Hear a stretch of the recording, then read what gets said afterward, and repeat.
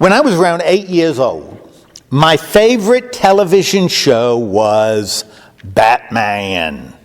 You know, the one with Adam West? In fact, even now, over 40 years later, every now and then, when I'm teaching a class and our next meeting is the following week, I'll say what? Same bat time, same bat channel. And so I was a real Batman fan. And although I really liked most of the villains, this was my favorite one. I loved the Riddler. Of course, I'm talking about the Frank Gorshin Riddler, not John Astin, and certainly not Jim Carrey. Without a doubt, the Riddler was my favorite. And you know, looking back, I think that's kind of interesting, because I really don't like riddles very much. Now, I mention this because that's really what we're going to look at during the month of September. You see, the Greek word parabole, parable, can actually mean riddle, or maybe better, figurative language, like a metaphor. In other words, a parable is a story with a meaning that the reader has to figure out, because it's not obvious. And according to the Gospels, this was something Jesus used a lot. For example, listen to this. The next time Jesus taught beside Lake Galilee, a big crowd gathered. It was so big that he had to sit in a boat out on the lake while people stood on the shore. He used stories, parables, that's what the word is here, to teach them many things. And so Jesus used parables, figurative stories, with a deeper meaning, riddles that we have to figure out. And with Jesus, this was very intentional. Again, just listen to Mark. When Jesus was alone with the 12 apostles and some of the others, they asked him about these stories, these parables. He answered, I have explained the secret about God's kingdom to you, but for others I can use only stories, only parables. The reason is these people will look and look but never see. They will listen and listen but never understand. If they did, they would turn to God and he would forgive them. Of course, there are plenty of times I just wish he'd say what he meant instead of telling parables, because some of the stories are pretty hard to figure out. And like I said a little bit earlier, I am not a big fan of riddles. And maybe because they're not always obvious, in this first message dealing with the parables found in Mark's Gospels, we're going to use the story of the sower as an example. You see, with this story in mind, we're going to discuss three things that we might want to consider as we approach the parables of Jesus. Now, that's what we're going to do this morning, and I'll tell you, we're going to take that same approach with each of the parables we'll look at over the next 5 weeks. Of course, before we can even consider what it means, we need to hear the parable itself. And as I read it, I want you just to listen. So here it is. Now listen. A farmer went out to scatter seed in a field. While the farmer was scattering the seed, some of it fell along the road and was eaten by birds. Other seed fell on thin, rocky ground and quickly started growing because the soil wasn't very deep. But when the sun came up, the plants were scorched and dried up because they did not have enough roots. Some other seeds fell where thorn bushes grew up and choked out the plants, so they didn't produce any grain. But a few seeds did fall on good soil where the plants grew and produced 30 or 60 or even 100 times as much as was scattered. Then Jesus said, if you have ears, pay attention. Okay, there it is, the parable of the sower. But since it's like this riddle, now we need to figure out what it means. Something we have to do as we approach every parable. And to do that, I believe we need to focus intentionally on three things. For example, first, I think it's important to focus on the story itself. Instead of just jumping in and coming up with a meaning, an interpretation, let's slow down a little bit and try as best we can to visualize the action, what's going on. And as we do that, let's remember that Jesus was intentional in what he said. In other words, he decided to use one image or one symbol or one figure, one verb, rather than another, which makes each one really important if we're serious about understanding his message. And then as we're looking at the story itself, let's think about the results that Jesus offered at the end, the conclusion. And I'm talking about what he actually said and not what we wish he had said. You see, before we start working on the meaning, we need to focus on the story itself.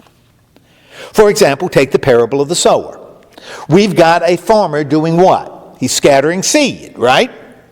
And as he's tossing them out of his bag, and that's what I want you to visualize, he's spreading seeds.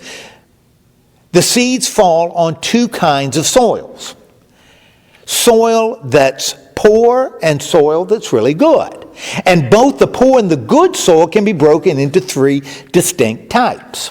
I mean, on one side, there's soil that's really hard and the seeds become bird food, right? And then there's soil that's really shallow and the seeds grow out fast, but then will wilt and die because there's no depth. Roots can't grow. And then there's soil that also has a lot of weeds in it. And the seeds grow into plants, but they get choked out. And so the seeds that fall on these soils just don't produce any grain. Now, that's on one side. That's one kind of soil, the bad soil. On the other side, there's soil that's really, really good. And again, there are three types. The type where the seeds produce 30-fold, and the type where the seeds produce 60-fold, and the type where the seeds produce an incredible 100-fold. And a smart farmer needs to remember that both good and bad soil exist as he's scattering his seeds. Now, that's the story in a nutshell. First, we need to focus on the story. And I'll tell you, once we've got the story down, I believe our second step is to focus on its meaning. I mean, Jesus just wasn't being like a Hank Kimball and offering agricultural advice. Instead, he was presenting the people then and us now with a story that has a point. And to get that meaning, I think we need to ask ourselves three questions. For example, one, what happens in the story itself? In other words, how might we reduce it down to one sentence, sort of summarize it? And how does it flow, and are there any patterns in it? That's one. And two, what do the images mean? I mean, we got these images, what do they mean? What do they represent? And it's right here where we need to be careful, and I'll tell you why. We don't want to force our opinions or assumptions into what it actually says. Therefore, as we think about what the images mean, we need to remember that they have to make sense.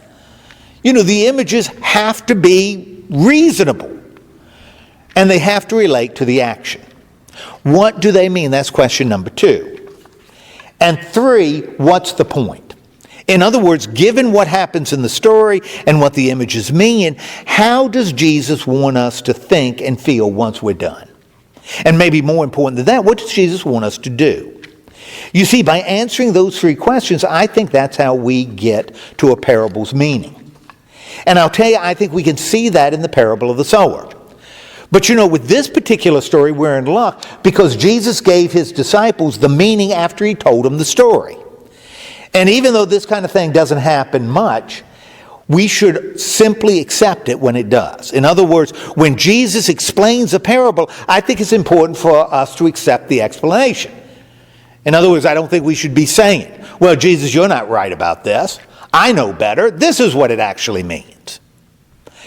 And so as I read what Jesus said, I want you to think about how it answers those 3 questions we just talked about. What happens? What do the images mean? And what's the point? Jesus told them, if you don't understand this story, you won't understand any others. What the farmer is spreading is really the message about the kingdom.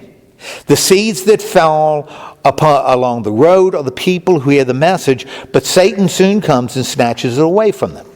The seeds that fall on rocky ground are the people who gladly hear the message and accept it right away. But they don't have any roots and they don't last very long. As soon as life gets hard or the message gets them in trouble, they give up. The seeds that fell among the thorn bushes are also people who hear the message.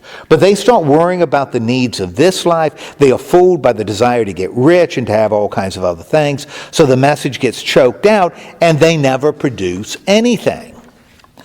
The seeds that fell on good soil are the people who hear and welcome the message.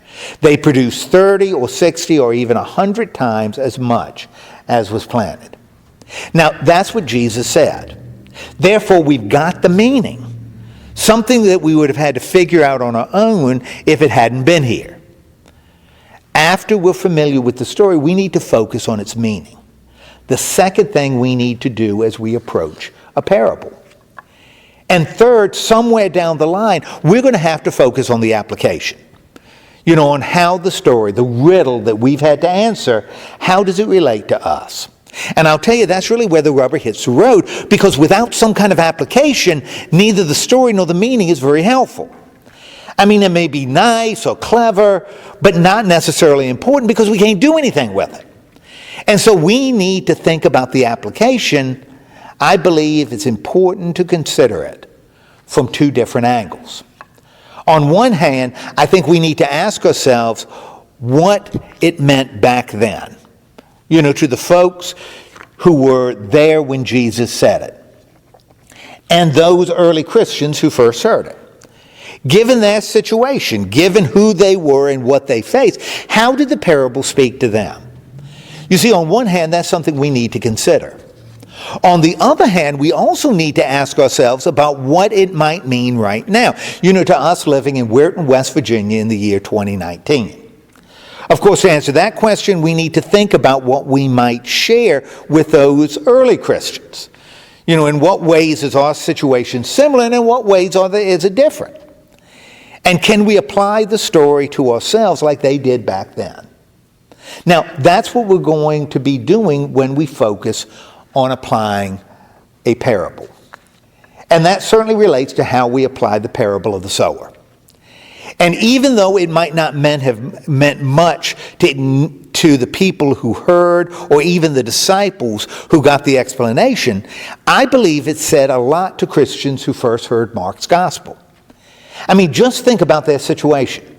They were this tiny little minority out there in a hostile or at best apostolic, thank you very much, apathetic world. Sharing the good news about Jesus Christ. They were out there doing their best to scatter the seeds. And for that reason, I can see these early believers identifying with a farmer. In particular, the farmer in this parable.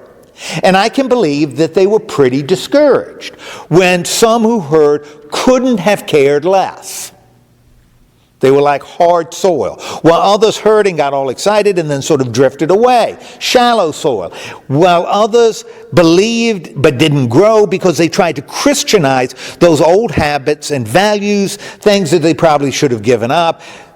Some of the seeds fell into thorny soil. Personally, I know firsthand how frustrating and discouraging it can be when you're sowing, doing the best you can, and it seems like you're getting nothing as a result. And this parable reminded them and reminds us that this kind of thing is going to happen. In other words, for a variety of reasons, we're not going to reach everyone out there on the other side of the stained glass. That's not going to happen. It doesn't happen to farmers who are sowing in a field, and it won't happen to us. Brothers and sisters, that's just the way it is. But remember, that's not the only kind of soil. You see, there's plenty of dirt out there that's great and productive, which means there are others who are just waiting to hear the good news. I'm telling you, there are folks who are ready to believe and to respond. But not only that, they are ready to bear all kinds of fruit. And if we could keep our focus on them as farmers in the field that is our world, if we could focus on that good soil and continue to sow the seed as effectively as we can, I'm telling you, the harvest is going to be secure. And we don't have to cheapen or water down the gospel to do it. In other words, our job is to sow the seed. The rest is in the hands of God. And I'm telling you, that's how we can apply this parable right now. Of course, I recognize that these stories will probably never excite everyone because some folks are never excited by riddles. Still, if we choose to approach these parables by focusing on the story and on the meaning and on the application, we just might take away a whole lot more than we expected. And that's exactly what we're going to do next week when we look at the parable of the mustard seed, also from the 4th chapter of Mark. Amen.